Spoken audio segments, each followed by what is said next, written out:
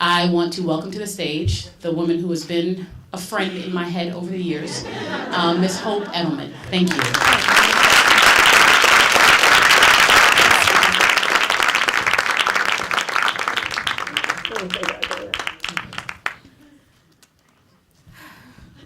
Okay. The mic working okay? You all can hear me? Okay. So a lot of you submitted questions, and they were left in a basket, and I've been looking through them in the second half of the day, and I've chosen a handful of them. I want to impress upon you there are no bad questions, right? So if your question didn't get chosen, it's not because it was a bad question. It's because the ones that I chose were the ones that tended to repeat. So I figured those are the ones that are most pressing in the room itself. So I will go ahead and start asking the questions and answering the questions. But before I do that, I just want to mention something. We've heard over and over again today about how silence and secrecy have worked against us over the years. And I want to put in a plug for the community that we're all creating here today. This is a community that started many years ago and has grown and grown over time, but it really drives home the need for communal grieving, and communal grieving over the long tail too. How important it is to sit in a whole theater full of women who understand what you're going through. Claire and I see this at the retreats that we lead, that women come, and they're so brave because they come by themselves. They don't know anybody else. They're going to sit for 4 days with 20 women that they've never met before. But they're coming because they feel for the first time they're going to sit with 20 strangers who actually understand them. So think about that for a minute, that you can sit with a group of strangers who understand you better than some of your closest friends. And that's what we're creating in this room tonight, and hopefully we'll continue to create as more time unfolds. So I am going to ask a question from Christina. It says, did you worry that you too would die of an illness like your mother did? If so, did that affect how you parented your children? Okay, so I'll answer the first half of that by sharing that the most stressful day of my year, every year, is my annual mammogram appointment. And I get these diagnostic mammograms now, so I can get the results on the spot.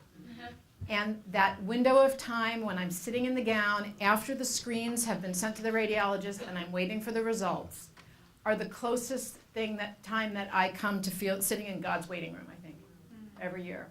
And when the doctor, so far, every year, right, has poked her head back into the room and said, everything's good, you can go home, is when I feel like, I just got myself another year. And that doesn't mean I did, of course, but that's how it feels. So, yes, I do worry that I would die of an illness like my mother did. And most women whose mothers died of a particular different situations. But, it's bounce or bounce back oftentimes.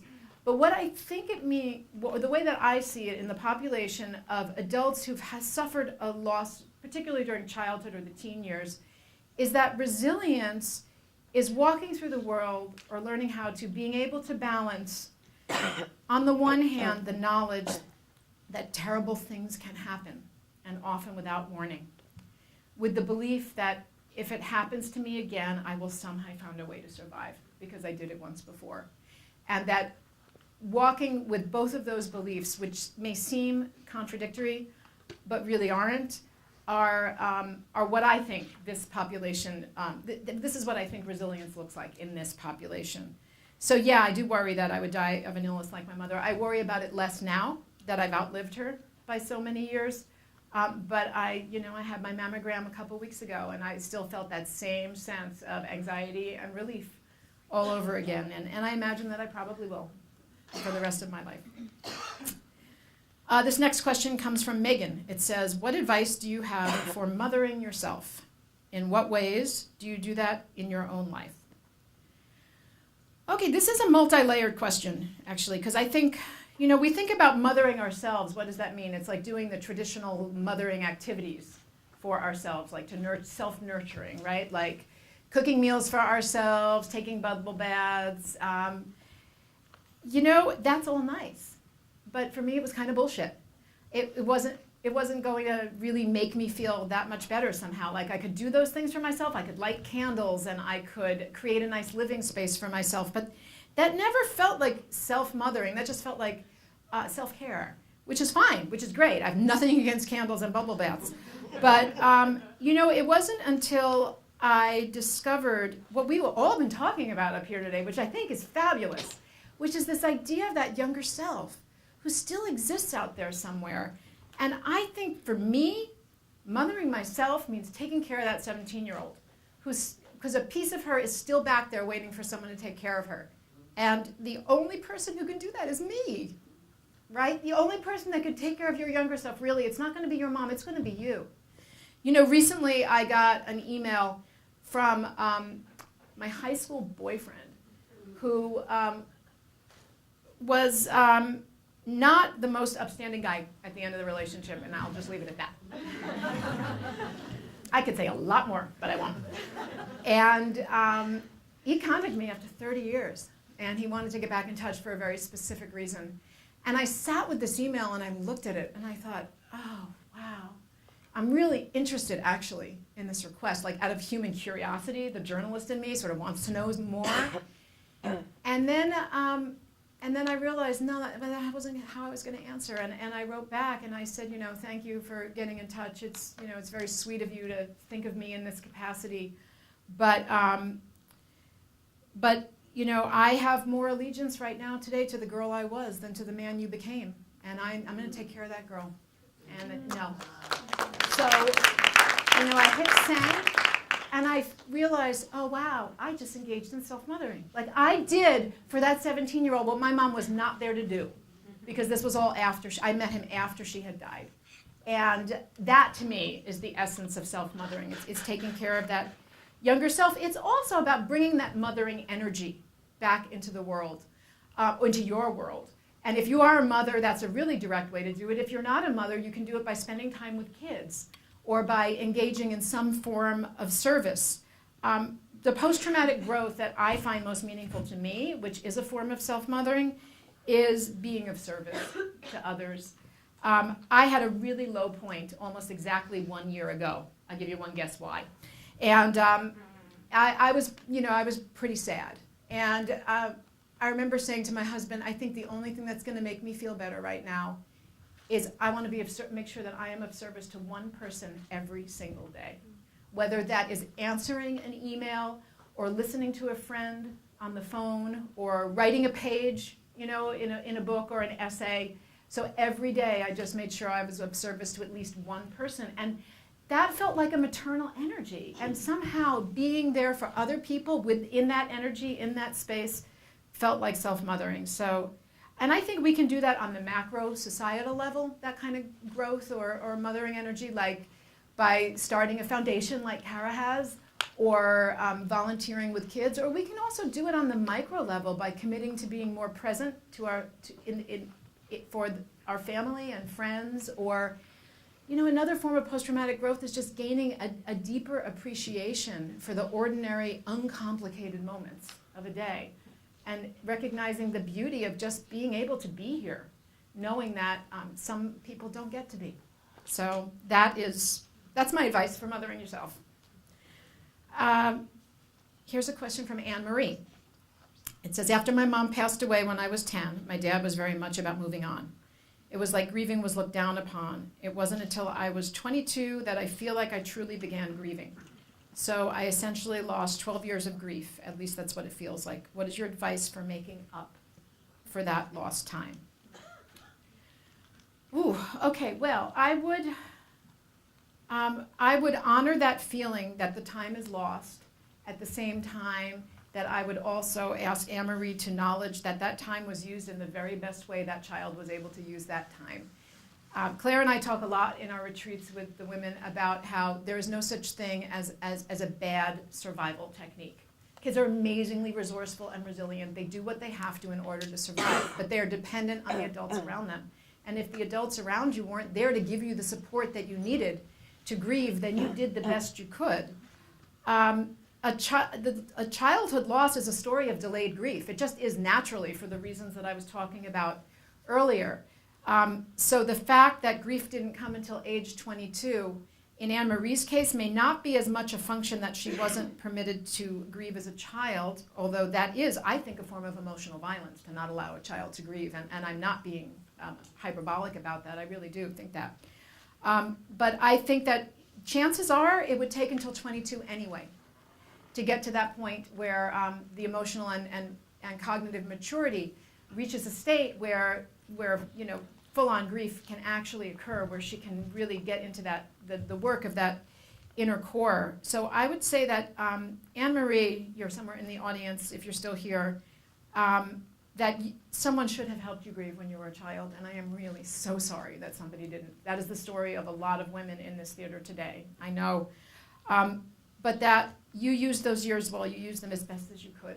And I'd like you to, I hope that you can feel some compassion and some pride for that child who did what she could to get from age 10 until 22 when she was able to do her grieving then. It is very common that after we leave the house, that's when the grieving starts, because we're not worried about upsetting the people around us or destabilizing the system. We may feel that we, for the first time, have the freedom or the support to be able to do it outside of the nuclear family. So it may have been that 22 would have been when it happened anyway. It's possible. Okay, this is a question from Shannon, and it says, I would like to organize something local for Motherless Daughters Day, the week before Mother's Day.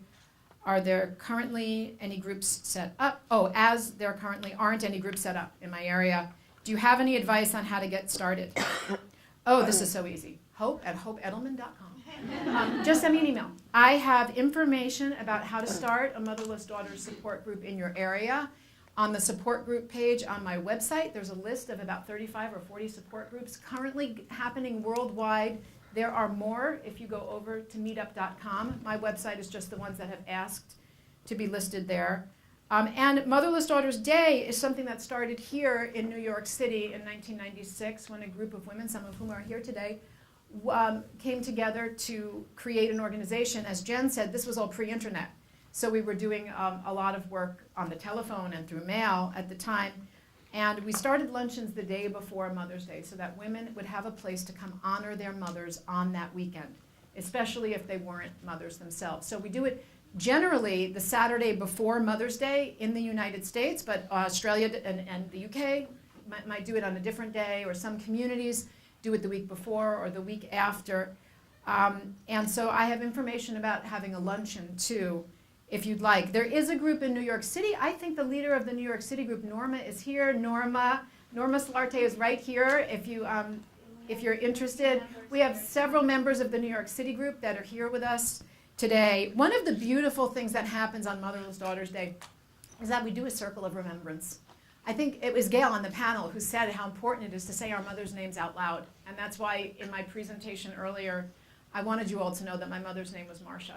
We don't get to say our mother's names out loud very often. If we talk about her, we'll say my mother or mom.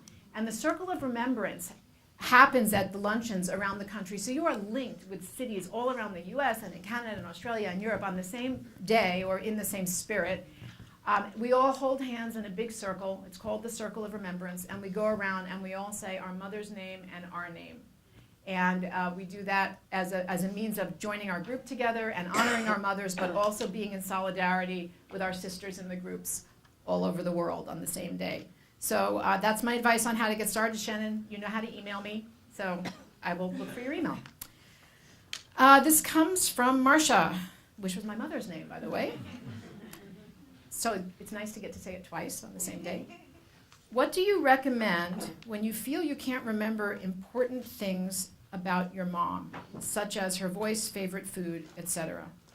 Well, this speaks to how we lose pieces of our history when our mom dies, right? And we lose pieces of her history, too. So I'm going to start with just saying something about losing pieces of our own history, because a lot of us want to remember what we were like as children or want to have someone that we can bounce ideas. We might remember something and we're not quite sure. Fathers are sometimes good resources and sometimes not.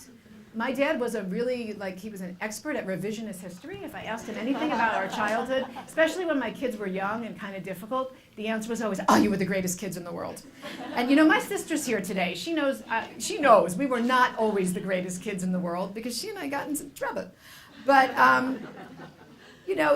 so I had, there were pieces of my history that were lost to me. You know what I did? I went to my mother's friends. I tracked down her best friends, And I asked them questions. Do you remember, were you around when I was a baby? What was I like? You know, how old was I when I started walking? Although some of those details, my mother was a meticulous baby bookkeeper. So I have my baby book, and my grandmother kept one for my mother. So I actually, you know, had 3 generations now that my daughters have their baby books, so that helps. But I'll tell you a story. I interviewed someone recently. I interviewed a man in his 30s who was a teenager when his mom died of colon cancer. And she did something for her 3 children so beautiful that I've never heard of before, that I'm going to share it with all of you and hope